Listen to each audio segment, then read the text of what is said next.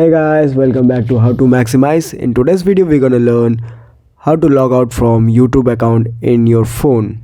So first step is to go to your YouTube application. In the right top corner, there will be a logo. Tap on that.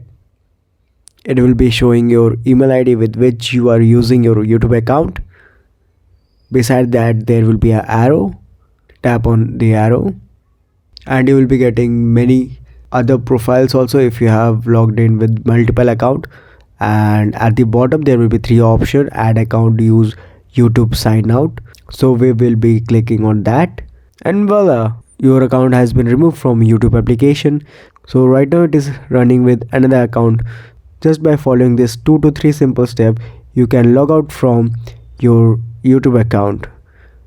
So if this information help you, so leave a like, comment, share and subscribe for more. I will be seeing you in my next video. Till then, peace out.